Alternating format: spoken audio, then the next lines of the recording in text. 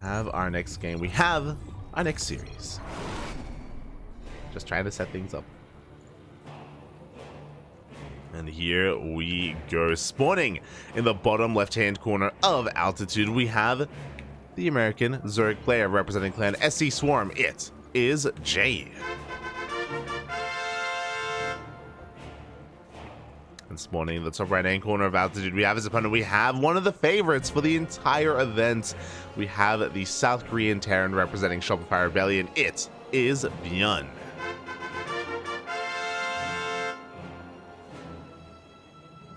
But yeah, after going through all the players, we are missing quite a number of players actually. As ByuN's, yep, he's going for his 2-Rax opener, as to be expected.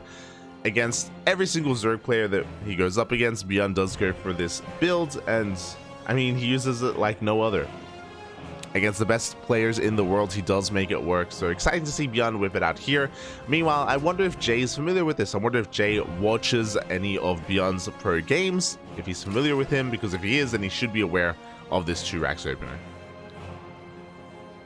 But yeah, I was gonna say that Solar's missing, no Dongregyu, no Ragnarok, no Hero, no Classic, no Creator. A lot of the Koreans are not here, mainly the Korean Protosses and the Korean Zerg players. There's Dark, of course, but there's only Dark.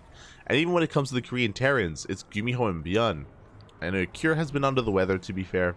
But yeah, we're kind of missing some of the players that we usually expect to see, and this means that one, it means that the earlier rounds are going to be a little bit more one-sided. The earlier rounds are going to be a little bit more one-note.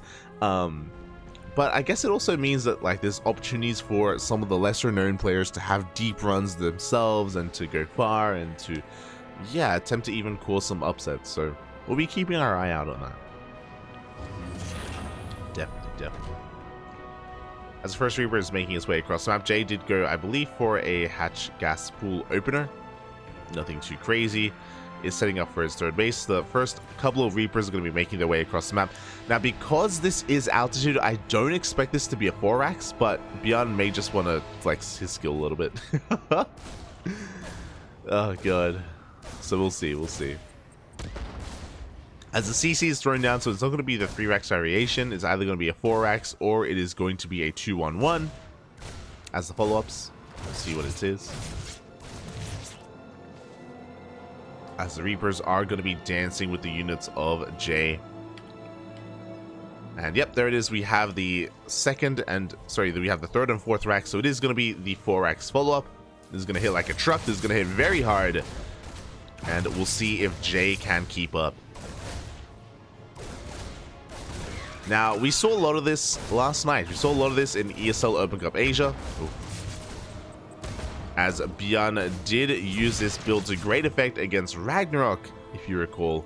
Not just Ragnarok, but another Zerg player as well. I can't quite recall. No, yeah, it was right. Yeah, we casted ByuN versus Ragnarok, went all the way to the ace match. And ByuN did this build every single game against Ragnarok, going for the 2-Rax into the 4-Rax. And we got to see it succeed, and we also got to see it fail. We got to see basically what it takes to bring this down, and a lot of this, well, the first step is for Jay to scout this. Jay hasn't gone into the main yet, which is fine, but by the 4-minute mark we should be going in. So the longer this goes on, the more concerned I am. And there we go, the Overlord does get sniped. Jay gets supply blocked quite heavily, and he's in the dark. He doesn't have any way to figure out if this is going to be a macro opener or if this is going to be more aggression from ByuN. So Jay's in quite a bit of trouble. As he is going to be droning, he's going to be throwing down a Baneling Nest as well. As we get into this, a massive shout out to C Grail in the chat for subscribing for 5 months. Thank you, Poppy. Thank you. I do appreciate it. Thank you for subscribing. Always appreciate the support. This Marine army is going to get larger and larger. Jay is going to be checking with his Ling for any kind of move out, so thankfully he has a Ling in position. But we should be cutting workers at around the 50 mark, and we should be focusing on Ling production after that. Lings and Queens. Nothing but Lings and Queens. But now Jay is still droning, and we do have a third CC behind this. Here we go. ByuN is in the midst of moving out, and Jay needs to focus on nothing but army production. They have Banelings on the way, which we'll see how well they can do. We'll see how well they can do as the Reapers are arriving. Marines are on the way. Jay's going to be cutting workers here at 44. But doesn't have that many Lings. I'm quite concerned here. With these amount of Marines, the Banelings can be targeted down and the Queens as well. Here we go. We go for the scan. The Marines push on forward onto creep. We have the Ling Bane getting ready to pounce, and it looks like he's coming in from behind. Oh, but ByuN is just wedging himself even further into this. How good is the target firing? And it's pretty damn good, but ooh, we have a massive connection. And ByuN will lose his army. 2 Banelings made it through, and 2 is all you need. So a bold move by ByuN. He will lose everything.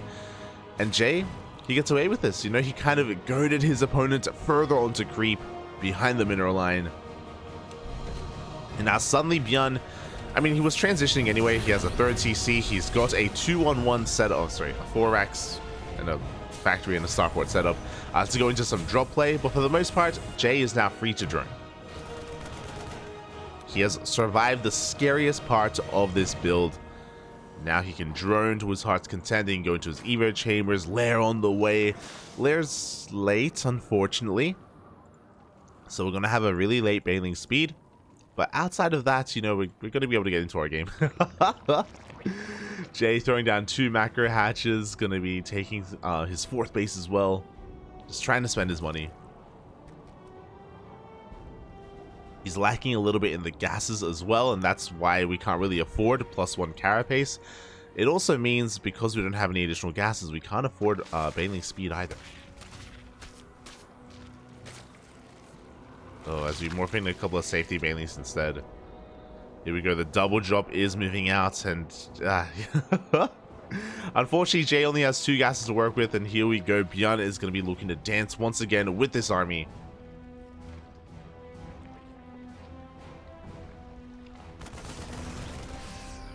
Here we go. Do Sim on 4. We got a couple of slow Banes trickling on in, but again, they can't. Oh yeah, they can't really contest against this, especially with Medivacs. 4th base, it can go down. Oh god! ByuN was looking, thankfully.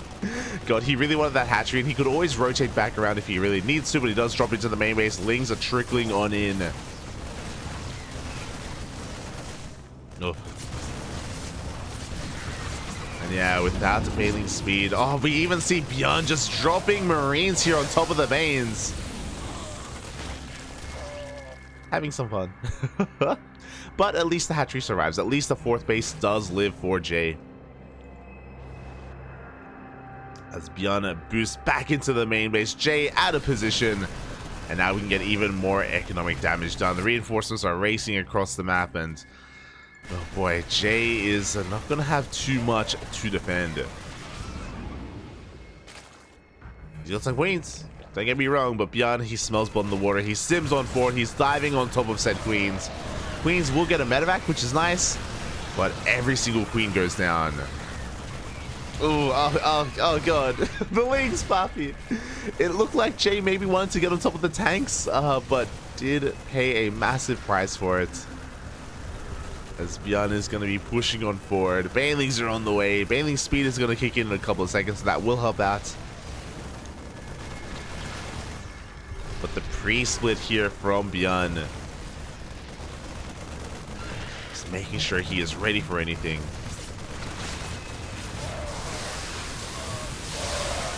And hey, with the mass amount of Lings that we have, it looks like Jay is going to be able to deal with the 1st army. What about the 2nd? ByuN is not stopping. Oh no! Unfortunately, Jay, he did accidentally target one of his own units. The Banelings, they do get detonated, and yeah, the Lings, they can just stand strong. Sorry, the Marines, they can just stand strong. They don't have to micro against the Lings. They just stim and take everything down. They can push on forward in towards the 3rd base.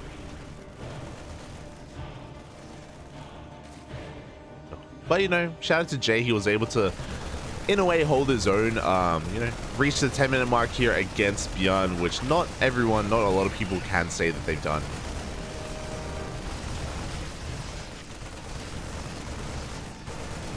Yeah, and I hope he had a good time experiencing ByuN for himself. Drones were able to evacuate. They were able to get out in time. Jay is knocked down to 3 bases. He has been able to build up an army. He's got a decent amount of links and veins. He's going to be rolling on forward as well. Decent connections. Does force a pickup.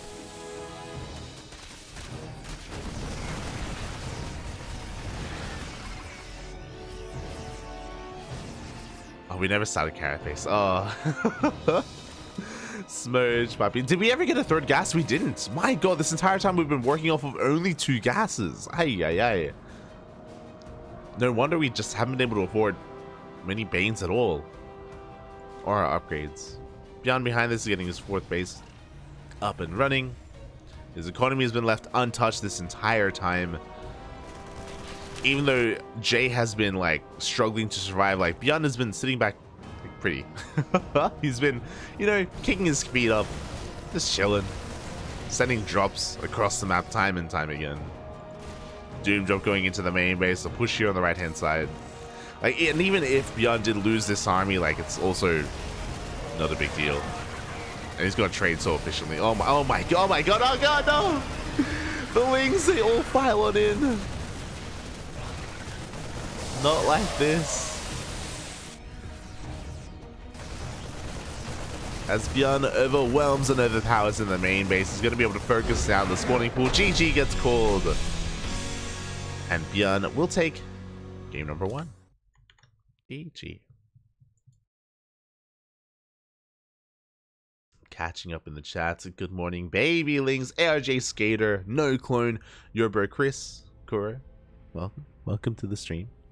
The Platinum Heroes team kill, true. Showdown versus Vindicta is technically Platinum Heroes team kill. If it does happen, and it should happen, to be fair. But GG. Again, Jay, honestly, the most impressive thing for me was the fact that he was able to clean up the first 4 racks push. It was really well done. It was maybe ByuN being a little bit over eager and a little bit overconfident to dive in the way that he did and wedge himself behind the mineral line and kind of trap himself as well. To be fair, it's one of those moments where if ByuN had focus fired every single baneling, then it would have paid off and he maybe would have won the game then and there. But he missed 2 of them, and in the end did have to, or the game did progress as a result. But I wouldn't be surprised if ByuN does the same build 2 games in a row. 2 racks into 4 racks. This is ByuN, Bobby. It's ByuN. Look, if he's willing to do it 3 games in a row against Ragnarok, he's willing to do it 2 games in a row against Jay. So the logic that I'm using there. But here we go. Spawning in the top right-hand corner of Ancient Cistern for SC Swarm. We have the American Zerg. We have Jay. And spawning in the bottom left-hand corner of Ancient Cistern, we have the South Korean Terran representing Shopify Rebellion. It is ByuN.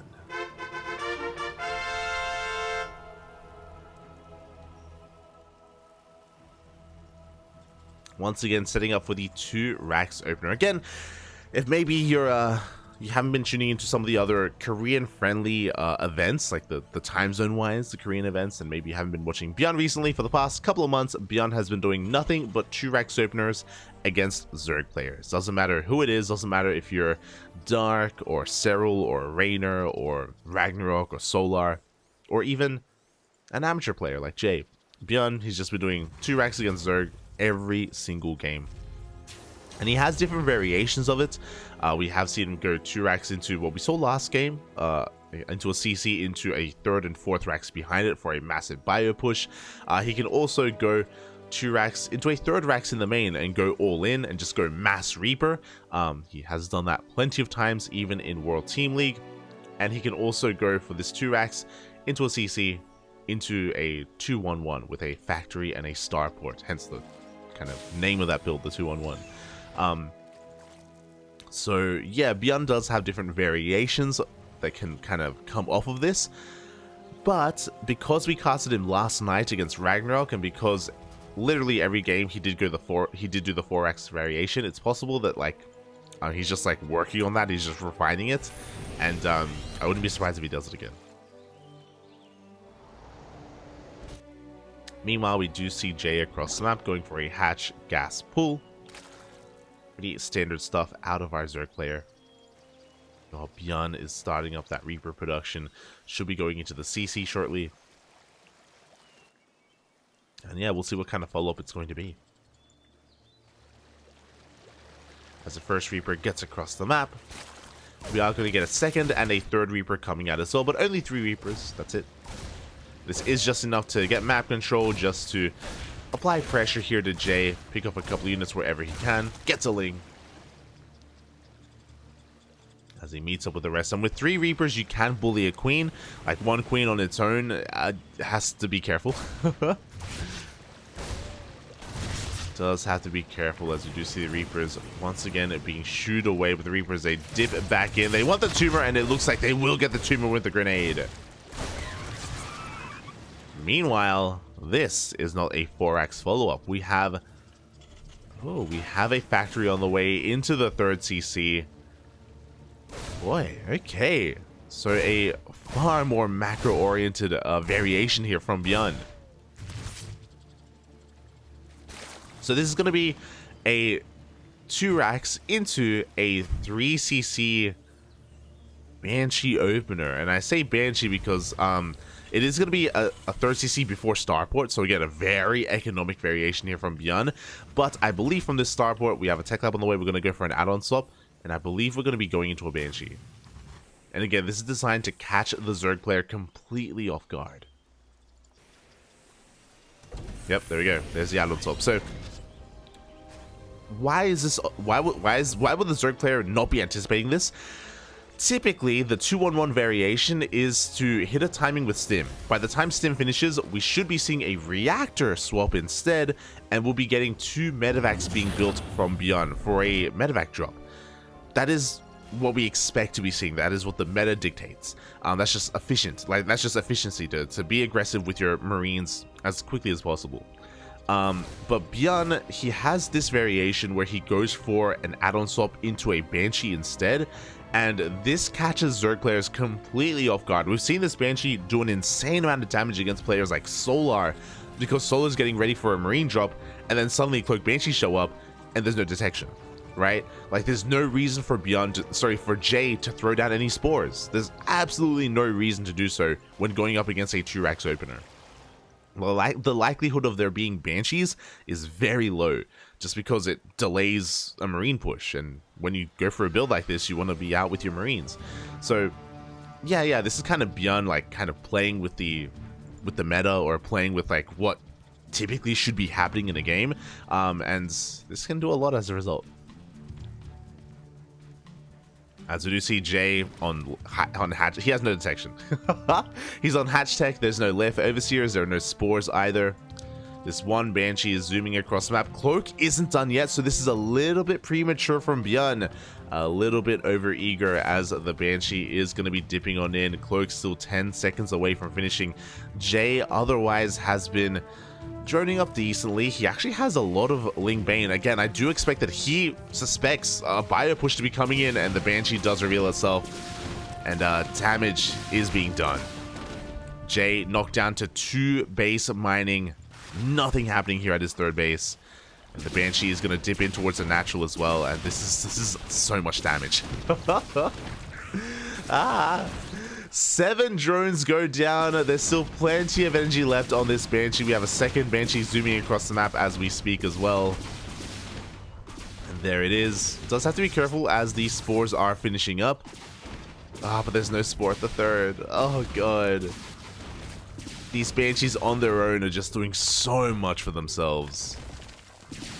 Playing with the norms, that's what I was going for. ByuN is playing with the norms of what is to be expected from a build setup. These 2 Banshees have killed 15 drones. An entire mineral line worth of workers have gone down, and the Banshees are still alive. They're still insanely healthy. HP wise. 18. 19. Okay. Oh, there we go. 19 drones. And the Banshees, they just get out of there. Ay, ay, ay. The Banshees themselves are winning ByuN this game. Behind this, ByuN is getting his third CC up and running. We're getting more Raxes set up in the main, so 5 Raxes on 2 bases, pretty standard. We eventually did have the add-on swap, and now we have Medivacs on the way. And Jay's economy has been crippled. You can see, like, hold on, you know, he's doing okay in the worker count. Well, he's been forced to just remake every single drone that he lost. He's getting supply blocked as we speak, and he's actually on an even worker count with ByuN, which means he's behind, as ByuN, of course, has mules. Ideally, the Zerg player wants to be ahead quite heavily against the Terran. Jay is hurting. The Banshee show up here at the 4th base. Mines are going to be burrowing. Thankfully, we do. No, never mind. We don't have bailing speed. With no bailing speed, ByuN may just be able to end the game here and now. Can he focus down the bailings? The answer is takes 1 bailing to the face, but he has plenty more Marines where that came from. He stims on forward. He's going to be focusing down as many of these queens as he can, and it looks like he'll get 1, 2, he'll get 3, 4 queens before being forced to pick up. Again, ByuN did miss sniping one of those bailings. If that bailing hadn't connected, then the game may be over. But thankfully for Jay, it did connect. So ByuN has to back off and wait for some of those reinforcements. Meanwhile, it looks like the Banshees were taken down as they were chipping away at the 4th base.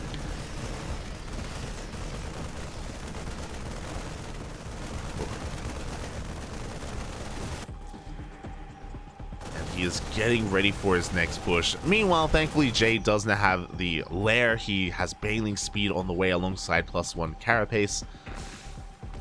But bailing speed is still a ways off, which means ByuN still has free reign.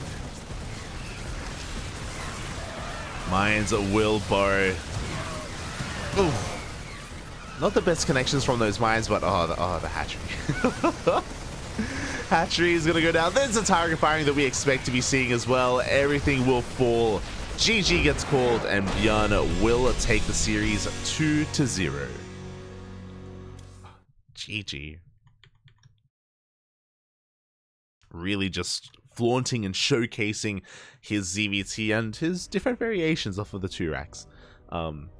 Yeah, I appreciated that he had a little bit more variety in this series. Going for the 4 racks follow-up in game 1, going for the 3cc 2-1-1 in game number 2 as well. GG.